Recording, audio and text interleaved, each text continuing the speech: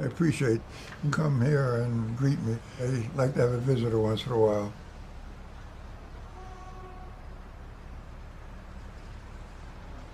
In your view, what's the purpose of banking? Banks have had a vital role in developing a capitalistic economy over a series of 100 years by bringing together people who had some savings and some assets that they wanted to be safe and liquid, and people on the other side that want to invest in healthy economy. You got to bring these two forces together. Banks were the institutional invention that brought these essential forces together. And then you began to realize in the fullness of time that it had certain implications for economic policy. Economic policy was not exactly in fashion in the 1800s, but people began realizing that banks were doing things that influenced the economy. Or if they got in trouble, you had a problem in continuity of the economy. So banks became very important and then became government supervised. But since then, you now have a highly regulated business, still doing a vital public service, but over the last 30 years or so, people have figured out how to use modern communications facilities and all the technology to do a quasi-banking business outside of banking. And they do it without much supervision.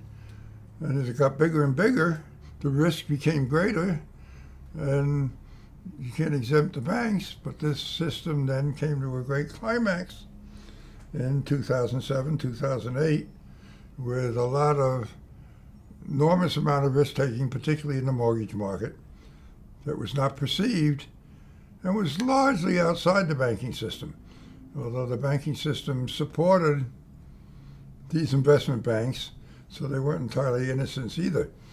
But you now have a whole new competitive strata that hasn't got the same degree of regulation.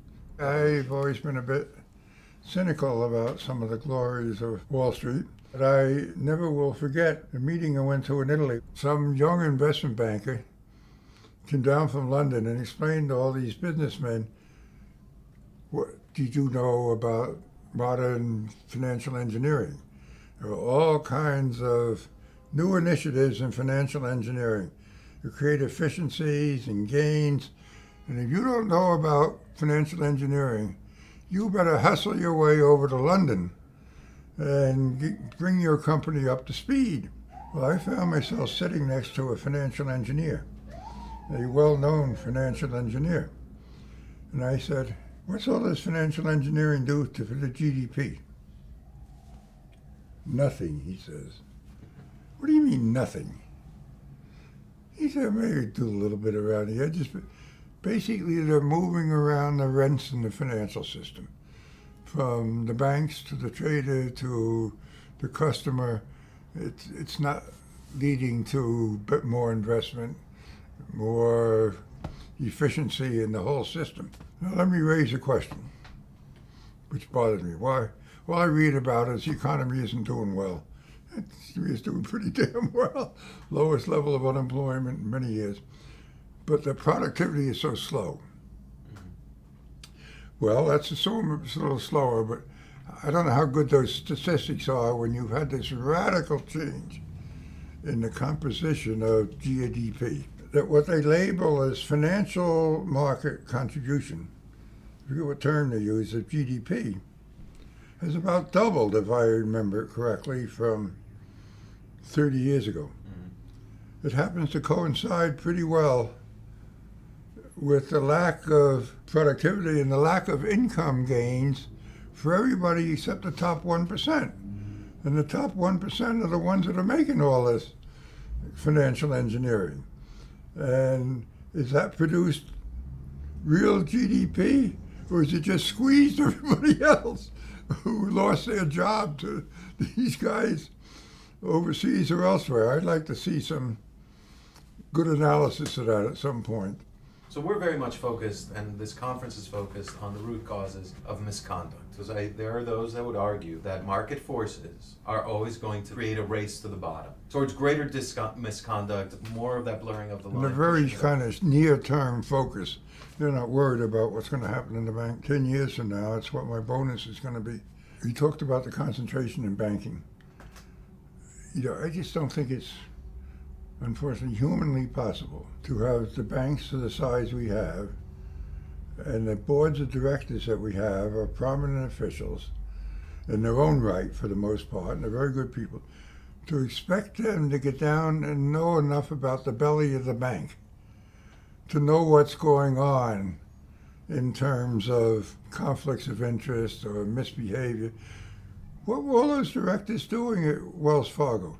And this is messy business to get into.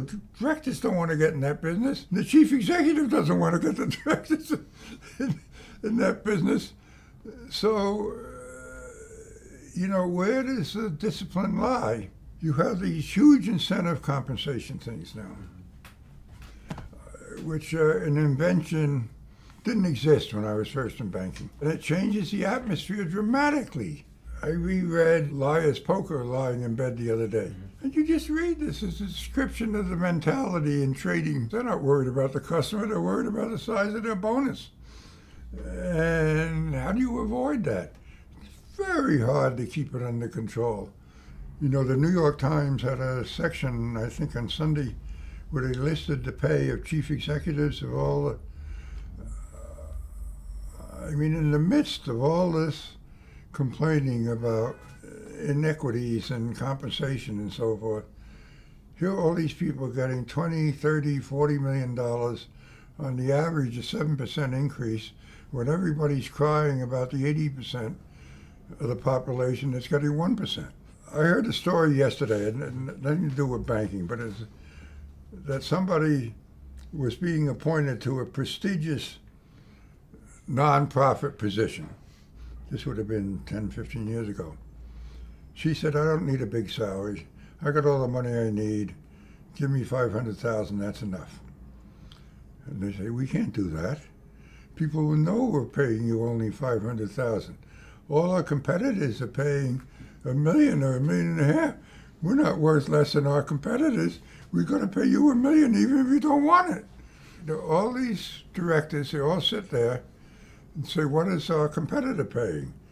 And we're number one in the industry. We at least got to pay number 3 in salary or whatever. It just goes on and on and on. Now, how you break that, I don't know. Businesses used to proudly say they had various constituencies.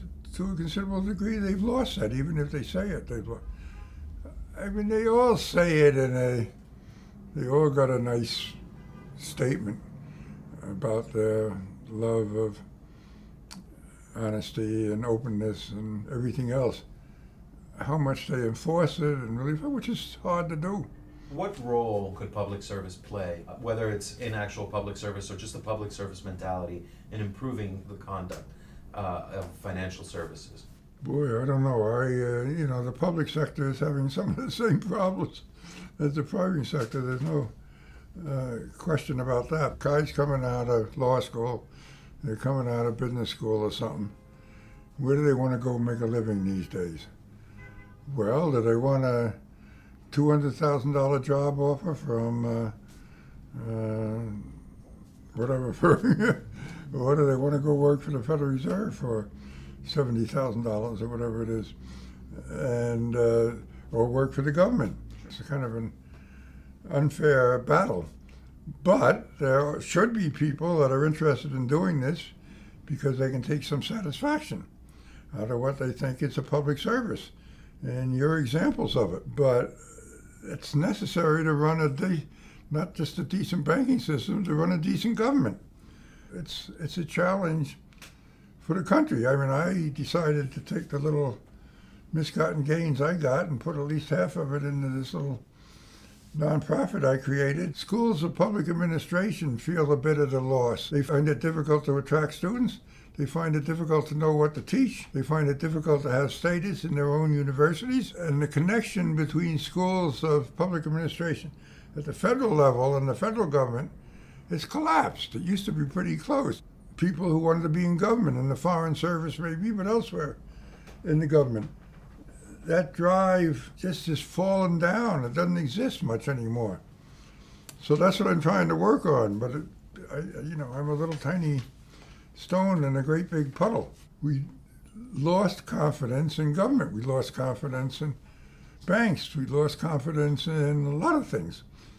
Even the Federal Reserve doesn't rank as high as it used to. It's not just the culture in the banking and financial system, it's the culture. I do think we've done great damage to this. Everything is a stockholder. Everything you do is measured in the results that you have. So if you're operating on an incentive basis, I got a big bonus, I deserved it. And, it gives me an incentive to go out and do something that may be a little bit on the shady side, but and I'm interested in effective government, efficient government. I don't care how big it is. I want it to be done right and done honestly. All this is so recognized. We love to quote Alexander Hamilton. Everybody goes to see Alexander Hamilton, but they don't listen to him. Just in case you have not had this engraved in your mind already. The true test of a good government is its aptitude and tendency to produce a good administration. Alexander Hamilton, 1782. I think that's a great place to wrap up, Mr. Volcker. Thank you, that was great.